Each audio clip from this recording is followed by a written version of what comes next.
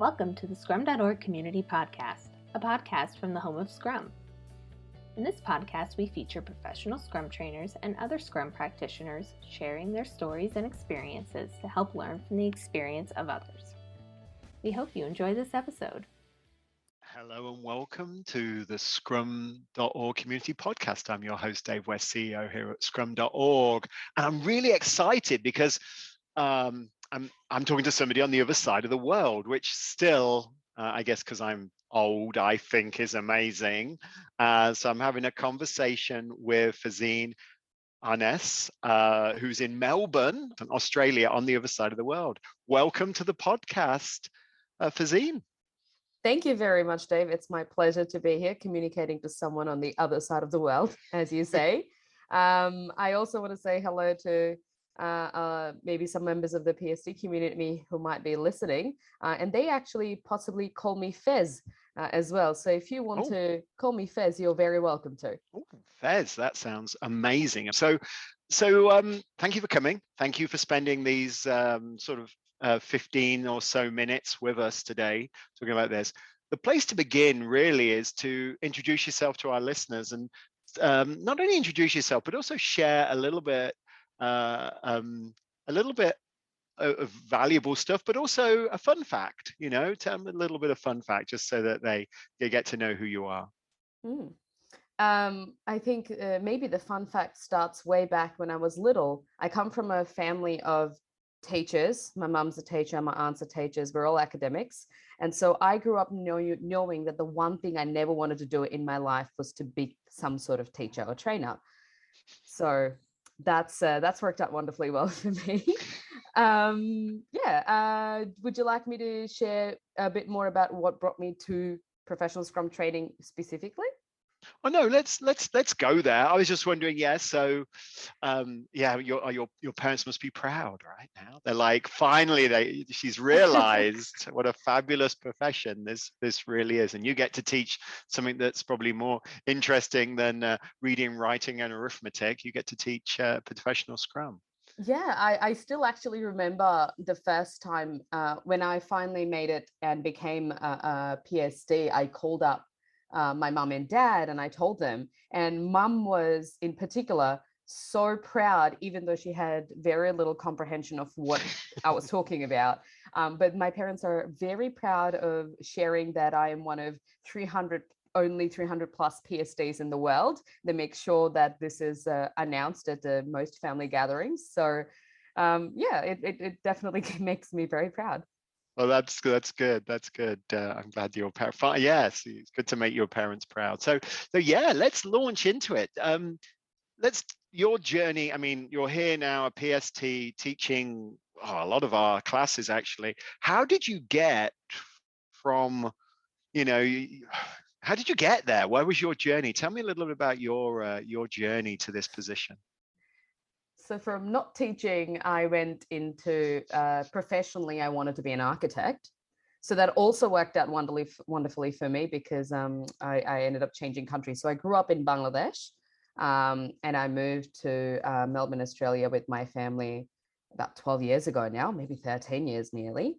And so my career changed. And when I left university, my first job was as a business analyst in an IT project in a Big Four bank. And I had graduated with an arts degree, which is to say I'd never studied a day of finance or IT or anything that I was doing in my life. And I think I am able to be a Scrum Master, an Agile coach, a professional Scrum trainer today, purely through the mentorship of a lot of the colleagues and mentors I found on my journey. In particular, though, I discovered fairly early on in my career, I will say, as I was working in projects, that I had the privilege of not having to unlearn what we now call traditional ways of working. So my first project was an Agile project or a Scrum project. And I didn't know what Scrum or not Agile was, basically. And these ways of working, as we call it, came so innately naturally to me that I became very passionate about sharing with others what came naturally to me. which put me on the journey to become potentially a trainer. And it wasn't until I left after a few years that organization to become a consultant that I attended my first ever professional Scrum training course. And my trainer was Craig Drayton, who's, I believe, no longer a PSD. But I remember 15 minutes into the course, I said, this is what I want to do with my life. That's awesome. Do you think that having an art degree actually made you more open? You said you hadn't got to unlearn anything, etc., but also just the nature of art and design and the visual world makes you think about empiricism, think about looking at how things change, etc. Yes. So arts in Australia is the degree you do, which might actually be humanities elsewhere. Oh, So okay. it's humanities and social sciences. But absolutely, to your point, I think I was studying things that were about understanding people, understanding society. I majored in criminology and in economics. So everything from working in complexity, working with people, leveraging the power of innate human potential, really, definitely came to play in my profession, and in particular, critical analytical thinking, because I wrote so many essays. I did so much research. Yeah, and obviously criminology and economics. You think about systems, you think about cause and effect, you think about constraints. In criminology, obviously it's laws and things like that, and so all of those things come to play. All right, so you're working at a bank, you do Scrum, using Scrum. Do you fall into the Scrum Master role there, or accountabilities? Sorry, I'm still, even though it's been over a year now, I still occasionally slip. But the accountabilities, did you sort of fall into that, or did you sort of say, that's for me? How did that go? Yeah, I was taking on the accountability more than anything else. I was working with Scrum Masters very closely, but if I may say so myself, I was an excellent business analyst.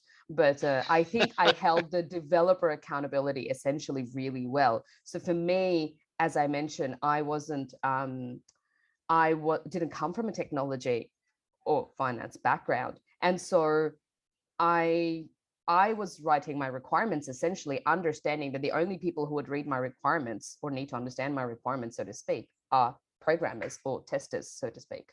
And so I was sitting next to them. I was sitting next to them, watching their screens, watching them write lines of code. I was doing terrible wireframes on Paint to help explain to them what it was that I wanted things to look like. So I held the developer accountability too well. And I essentially was my biggest blocker to, or impediment really, to growing into holding a full-time Scrum Master accountability. I was only taking that role on in that organization. It was a role when, let's say, our Scrum Master was on leave. And I therefore, I wasn't able to hold that role or accountability until I left the organization. And when I left the organization to become a consultant, I still struggled for the first year or so to not be sort of that duo, business analyst, Scrum Master, one of each. And it took me a good year before I was able to step purely into roles that organizations offered as a Scrum Master or even an Agile coach. Yeah. So, okay, so, and do you feel that gave you something, you being just focused on Scrum mastery and delivering the service to the team, to the organization, to the product owner, did that give you, being able to focus on that, freed you to really help the team improve and help basically the value be delivered better? I realized that I actually had a lot to learn. My biggest strength early on was helping essentially the developer unit or development team, as it was called back in the day. I actually had to learn a lot more about product management to help my product owners, and about facilitation and coaching, and it did a lot of study, and I was mentored a lot before I was able to add value. But yes, I did see that the minute I shifted, I could sense the change in terms of people I interacted and work with.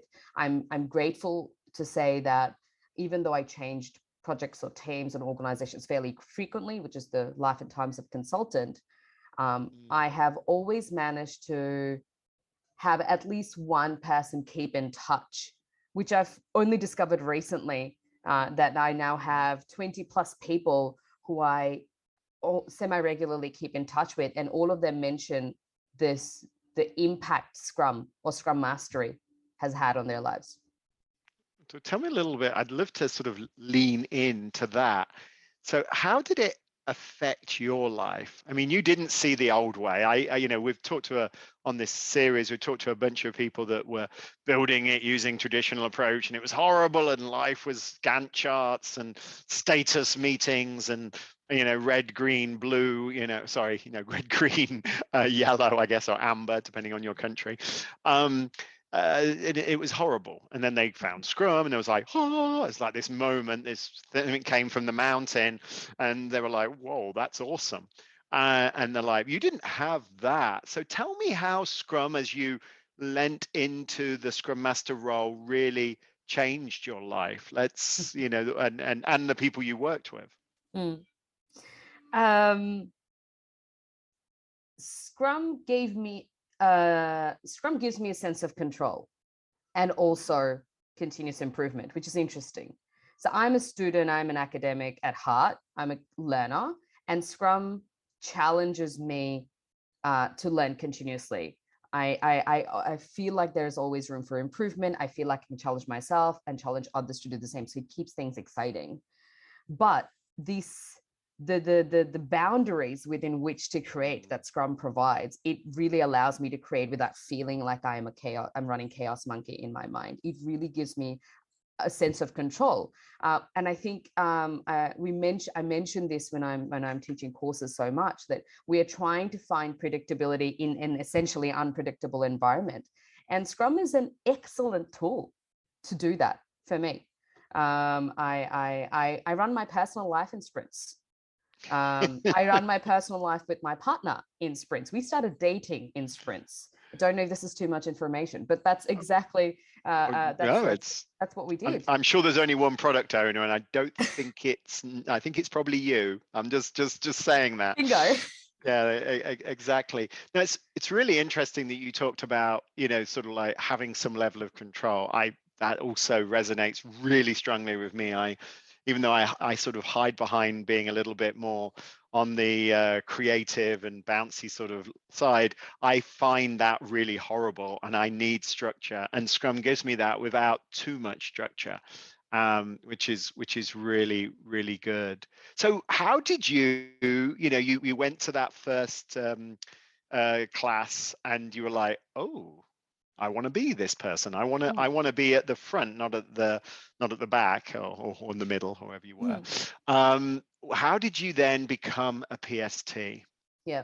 So those 2 days, and I still have the notebook that I littered with notes. Greg was coming up with one-liners left, right, and center. And I remember following up with him after and said, how did you come into this role? And so I learned a lot about becoming PST from him, but I was also very privileged in that same organization that I was working for, a consultancy. There was another PST also in the organization. His name is Erwin, wonderful mentor of mine. And Erwin is so incredible. So when I learned that I had 2 PSTs in the organization and this is what I wanted to do, I essentially stalked them to help me go on the journey. So for about a good year after that, I was studying, I was being mentored by them. I was asking for live experience to my consultancy to say, please put me in roles that will allow me to practice so I'm not making up the experience, because I didn't want to apply for the PSD license until I had sufficient experience under my belt. I think I've been to enough trainings, if I may call it that, where people are sort of making up stories, and I didn't want to be one of them. Yes, so I it was purely mentorship of Evan and Craig. And then I remember when I went to my Train the Trainer as well. It was run by Craig and Erwin. So it was very confronting and wonderful because they were giving me feedback both at the Train the Trainer, but also after the fact. So I had a lot of guidance. I then, at some point in the journey, my organization recruited another PST, Lachlan, who's still a PST. Yeah. And by the time it was my peer review, I had all the PSTs except for Craig in my organization on my peer review. So that was a very interesting place to be. But yeah, that brought me to my final tipping point. Interesting. Yeah. And some other, and you met other PSTs along the way. Yes. As part of that peer review as well. We normally get a few interesting characters, and sometimes Ken drops in and you're not sure you want that, to be honest. It's a little scary for everybody. Yes. Cool. Well, that's super interesting. And it's great to have you in the community, and that journey is interesting, and I'm sure our listeners value it.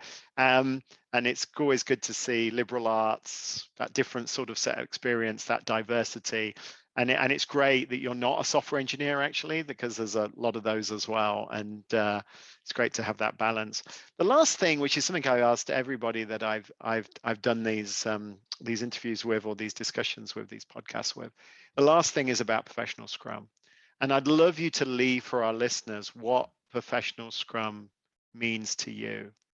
What does it mean? Yeah. Fez, what do you think? Professional Scrum, to me, is about leveraging people's innate ability to co-create, to solve problems together, to learn, to improve. In particular, as a professional Scrum trainer, I find that I'm constantly tapping in to the minds of PSTs all over the world, and I'm learning and growing. And as I work with teams in person, or as I train, I learn from people in classrooms, I learn from people in organizations. And I hope they learn, if nothing else, that professional Scrum is about leveraging our innate ability to solve problems together. That's a really powerful. I normally do some witty sort of thing at the end, but that's a really powerful leaving statement. Thank you for your time. Thank you for talking to us from across the other side of the world. It's been a great conversation. I've certainly enjoyed it. Learned some few things along the way. And thank you for our listeners. I hope you enjoyed that, and I'll talk to you all soon. Bye, Fez. Thanks, Dave.